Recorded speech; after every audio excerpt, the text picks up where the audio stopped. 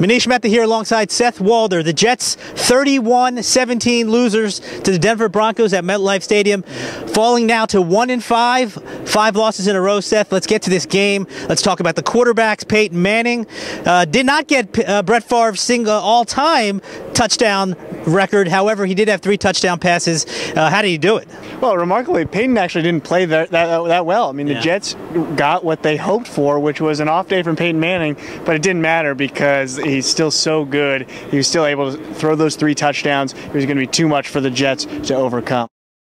Yeah, it was a great game plan, I think, from Rex Ryan. They only rushed 3 or 4, dropped everybody else in the coverage. That really confused Manning early in the game, probably about for the first quarter and a half.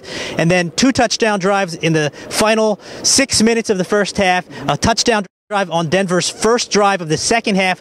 Those 3 possessions really turned the tide, put Denver in control, even though the Jets made it close.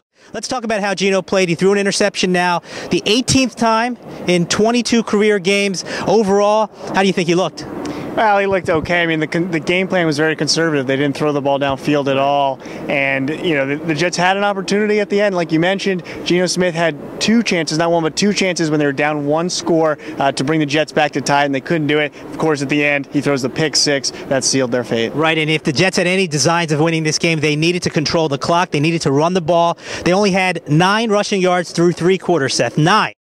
And Chris Ivory, who had been a pretty reliable guy for the better part of this season, really didn't show up. Neither did Chris Johnson, neither did Bilal Powell. So nothing worked offensively for them. And you're right, they didn't stretch the field vertically at all. And that was just another contributing factor to this loss. So let's talk about the big picture here.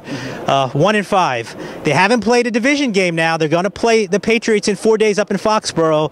Is this season over for them? It really is. I mean, even though they haven't played any divisional games, at 1-5. You're looking at just a mountain to climb for the Jets. So you have to think this season's probably over, and of course that could mean, like players have said, a lot of change coming at the end of the year. Yeah, you know, I have not seen Rex Ryan as defeated as I saw him in the post-game press conference today. Now, sure, he's been down after they've gotten beaten and gotten beaten badly sometimes, but you almost had a vibe from Rex Ryan, even though he'll never admit it, that this season is lost. Now, they've got a couple months still left to play. We'll see how that plays out, but barring some kind of miracle, I think statistically the Jets now have less than 1% chance of making the playoffs at 1-5. Yeah, I think teams historically have had a under 1% chance. So. Yeah, it doesn't look good.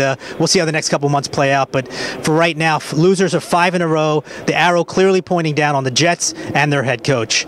For Seth Walder, I'm Manish Mehta. Follow us on Twitter at Seth Walder NYDN. You can follow me at MMehta NYDN, or follow all of our stuff at nydailynews.com.